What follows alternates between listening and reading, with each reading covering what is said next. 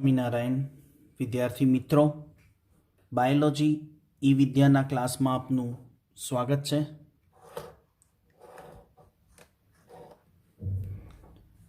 ઉત્સેચક ઉપર અસર કરતા પરિબળો વિશે માહિતી લીધી. એમાં ઉત્સેચક ઉપર અસર કરતા પરિબળોમાં 6થા નંબરનું પરિબળ હતું અવરોધક. એના ઉપર આપણે હવે સમજ લઈએ કે ઉત્સેચકીય પ્રક્રિયામાં અવરોધન સમજાવી અને અવરોધકના પ્રકારની માહિતી આપો.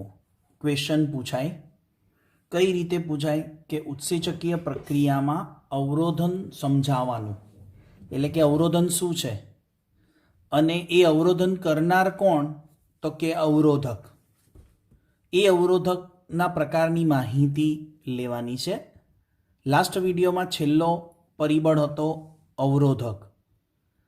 એમાં એવી વ્યાખ્યા કરી કે ઉત્સેચક પ્રક્રિયામાં અવરોધન કરનાર રસાયણ, જે રસાયણ ઉત્સેચકીય પ્રક્રિયામાં અવરોધન કરે છે એને આપણે અવરોધક કહીશું.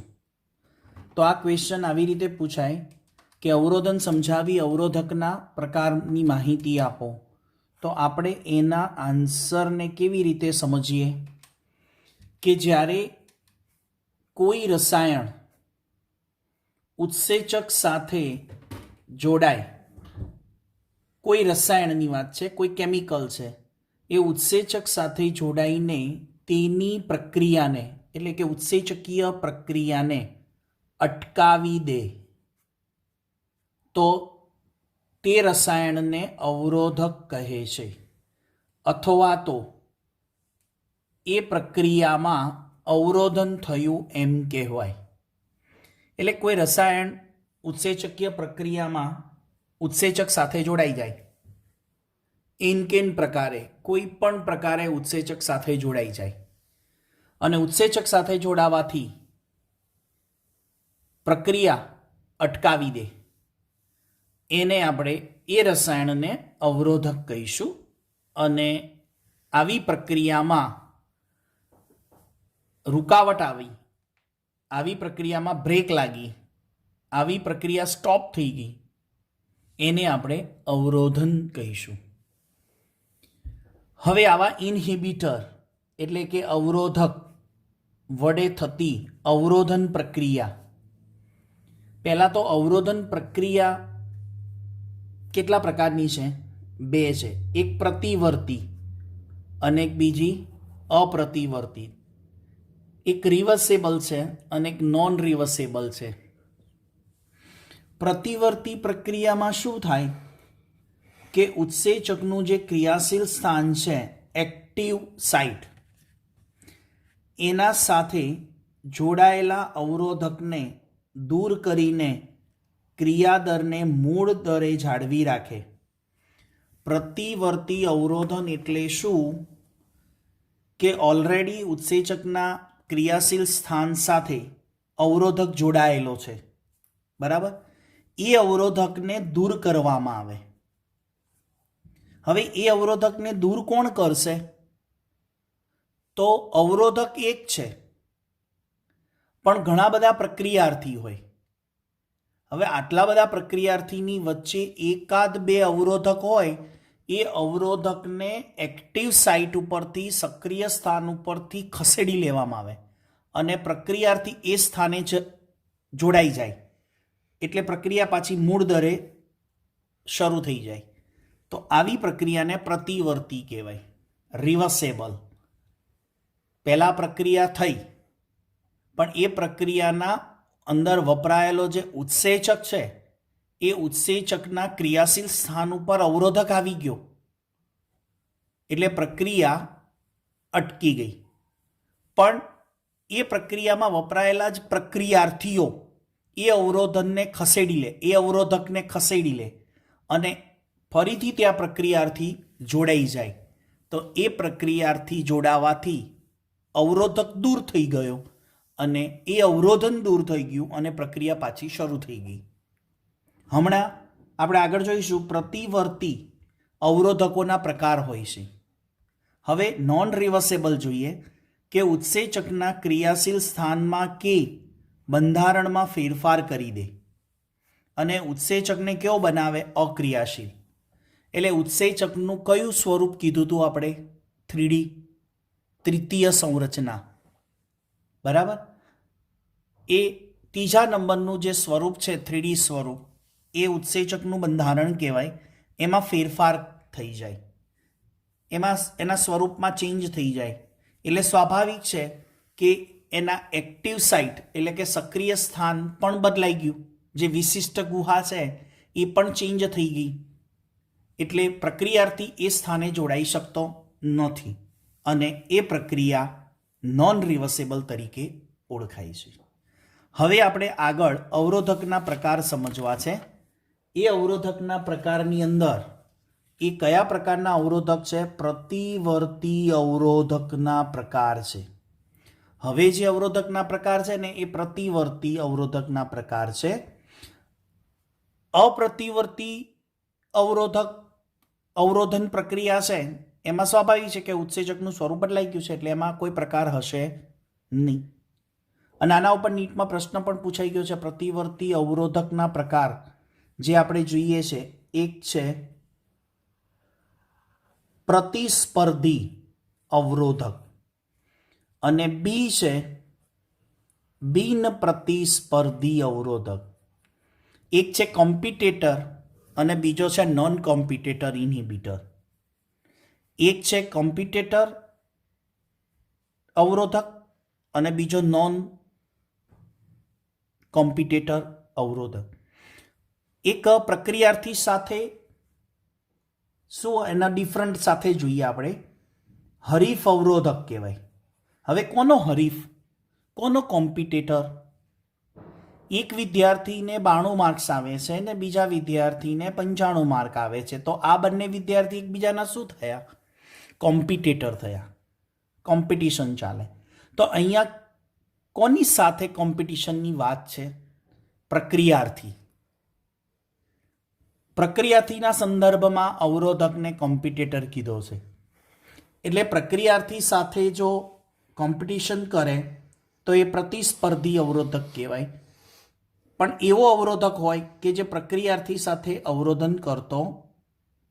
કોમ્પિટિશન કરતો નથી, એટલે બિનહરીફ અવરોધક. આગળ વ્યાખ્યા આપી છે જો. અવરોધકની રચના એવી હોય કે પ્રક્રિયાર્થીને મળતી આવે. અહીંયા અવરોધકની રચના ઉત્સેચકની રચનામાં વિક્ષેપ લાવે. આ બિન પ્રતિસ્પર્ધી એટલા માટે કહેવાય છે કે એ પ્રક્રિયાર્થી સાથે કોઈ કોમ્પિટેટર બનતો નથી, પણ એ ડાયરેક્ટ ઉત્સેચકની રચનામાં ફેરફાર લાવી દે છે. જ્યારે કોમ્પિટેટર છે, પ્રતિસ્પર્ધી છે, એ શું કરશે? પ્રક્રિયાર્થીના જીવો જ લાગશે. એટલે ઉત્સેચકને કન્ફ્યુઝન થશે અને ઉત્સેચકની એક્ટિવ સાઇટ ઉપર કોણ જોડાઈ જશે? અવરોધક. જો એક આકૃતિ દ્વારા સમજાવું. પહેલા આપણે સમજીશું પ્રતિસ્પર્ધી અવરોધક.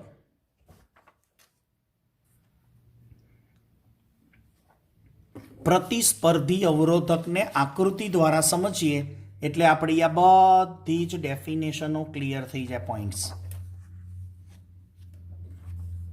જો અહીંયા પ્રતિસ્પર્ધી અવરોધક. ઓકે, અહીંયા શું બતાવ્યું છે? પ્રક્રિયાર્થી છે. આ કોણ છે? ઉત્સેચક, એન્ઝાઇમ. હવે અહીંયા શું બતાવ્યું છે? અવરોધક, ઇન્હિબિટર. આપણે અવરોધકને ઇંગ્લિશમાં ઇન્હિબિટર કહીશું, પ્રક્રિયાર્થીને સબસ્ટન્સ કહીશું અને ઉત્સેચકને એન્ઝાઇમ કહીશું. હવે જો આ પ્રક્રિયાર્થી અને આ અવરોધક બંનેની સંરચના જુઓ. બંનેની સંરચનાનો આ જે ભાગ છે ને એ તમે સમજી શકો છો. આ ભાગને પણ તમે સમજી શકો છો. ઓકે, અહીંયા ઉત્સેચકની વિશિષ્ટ જે આ ગુહા છે જેને આપણે એક્ટિવ સાઇટ કહીશું. હવે એ ઉત્સેચકની વિશિષ્ટ ગુહા સક્રિય સ્થાન છે, એ સક્રિય સ્થાન અહીંયા પ્રક્રિયાર્થી માટે છે, પણ આ અવરોધકની સંરચના પણ આ પ્રક્રિયાર્થીના જેવી જ છે. એટલે હવે જુઓ કે આ અવરોધક છે ને એ અહીંયા ઉત્સેચકની એક્ટિવ સાઇટ ઉપર જોડાઈ ગયો. આ ઉત્સેચકની એક્ટિવ સાઇટ ઉપર અવરોધક જોડાઈ ગયો, એટલે પ્રક્રિયાર્થી જોડાઈ શકતો નથી. જ્યારે આ બંને ઉત્સેચક માટે પ્રક્રિયાર્થી અને અવરોધક બંને ઓપન છે, ખુલ્લા છે, ત્યારે ઉત્સેચકને શું થશે? કન્ફ્યુઝન થશે. કેવું કન્ફ્યુઝન થાય?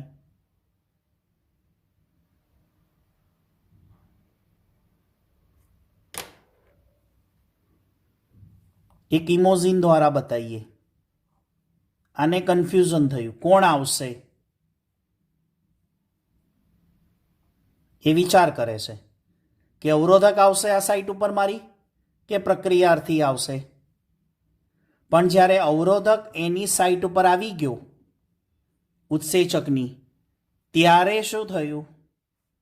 ઉત્સેચક કઈ ઇમોજીન બતાવીએ?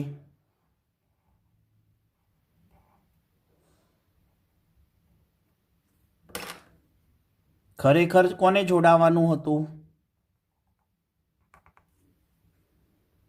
પ્રક્રિયાર્થીને. એટલે ઉત્સેચક શું થયો? રડવા માંડ્યો. સમજવા માટે છે. એટલે કે પ્રક્રિયાર્થી જોડાઈ ન શક્યો, એટલે ઉત્સેચક છે ને એની સાથે અવરોધક જોડાઈ ગયો, એટલે પ્રક્રિયા દર શું થાય? ઘટે.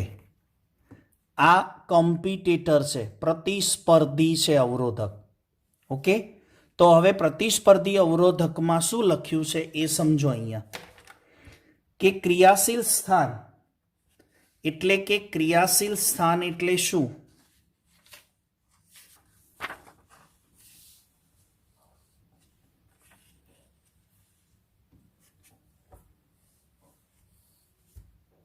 અહીંયા જુઓ,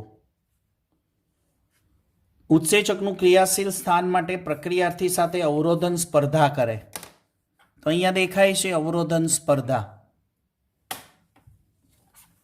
એ અવરોધકે સ્પર્ધા કરી એટલે ક્રિયાશીલ સ્થાને અવરોધક જોડાતા પ્રક્રિયા દર ઘટે. એટલે આ અવરોધક છે એ ઉત્સેચકના ક્રિયાશીલ સ્થાન સાથે જોડાઈ ગયો એટલે પ્રક્રિયા દર ઘટે. સમજાઈ ગયું? આગળ હવે બિન પ્રતિસ્પર્ધી તમને આપણે આકૃતિ દ્વારા સમજાવીએ. બિન પ્રતિસ્પર્ધી અવરોધક શું કરે છે એને સમજીએ આપણે. આ પ્રક્રિયાર્થી છે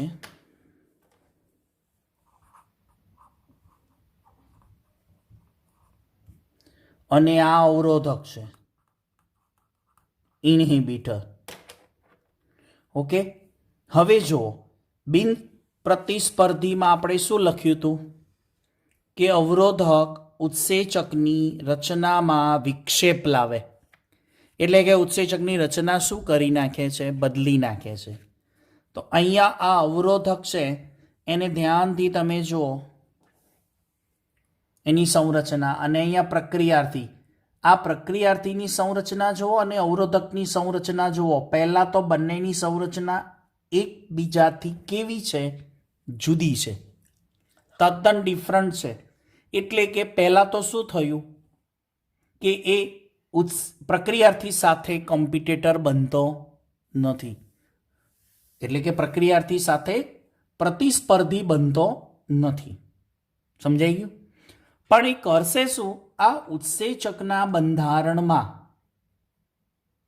ઉત્સેચકનું જે બંધારણ છે ને એની રચનામાં વિક્ષેપ લાવી દીધો.